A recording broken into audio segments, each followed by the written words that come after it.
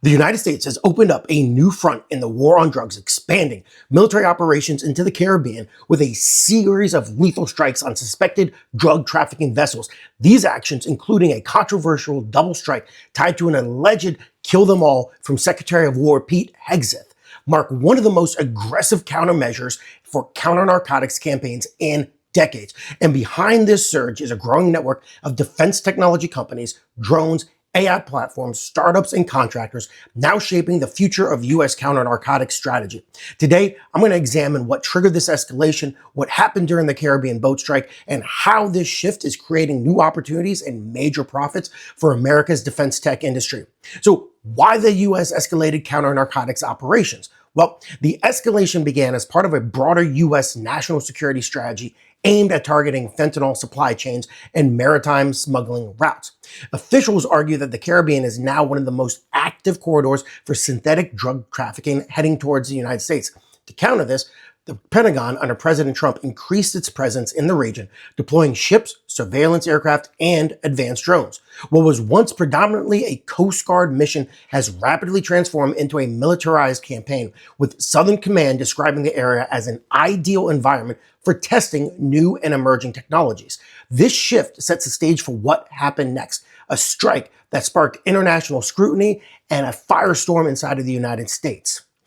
One particular operation became the center of global attention recently. According to reporting, commanders received an alleged directive from Secretary of War Pete Hegseth to kill them all during the pursuit of a suspected drug-carrying vessel. What followed was a double strike. The first missile crippled the boat. Survivors jumped into the water. Then a second strike was launched, hitting again while survivors were afloat. Human rights organizations and legal analysts labeled this event a potential case of extrajudicial killing. Foreign governments have demanded answers, and U.S. officials have defended the operation as necessary to counter high-risk trafficking networks. The incident not only raised legal questions, it revealed a dramatic shift in the tools and tactics driving the modern drug war. As the U.S. expands counter-narcotics missions, defense contractors and technology startups are emerging as major beneficiaries. For instance, one of them is Shields AI's VBAT drones. Originally developed for conflicts overseas, now patrol thousands of miles of open ocean, giving the Coast Guard unprecedented reach and real-time intelligence. In fact, they state that one of these drones could replace 10 U.S. Coast Guard cutters. There's AI analytic platforms that are being used to map and track trafficking networks by fusing data from satellite imagery, shipping logs, encrypted messaging apps, and dark web activity. At the U.S.-Mexico border, counter-drone systems, many based on lessons from the Ukraine war, are being deployed to intercept drones used by drug cartels.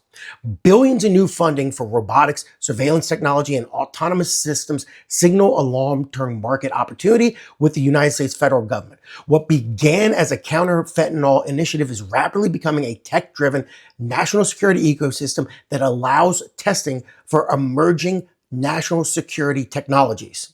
And the future of America's tech-driven war? Well, the expansion of the U.S. drug war into the Caribbean marks a turning point. Military strikes, AI surveillance, autonomous drones, and private defense contractors are now central to America's counter-narcotics efforts. The question is whether this represents a necessary strategic response or a dramatic escalation with long-term consequences for regional stability and international law. What's clear is that this new model of warfare, blending technology, intelligence, and private industry, is reshaping the landscape of drug interdiction and providing unprecedented opportunities for companies and startups who are in these industries. If you want more in-depth analysis on what's happening with the United States federal government, if you want to be able to grow and win government contracts, please hit that like button, make sure to subscribe, and thanks for watching.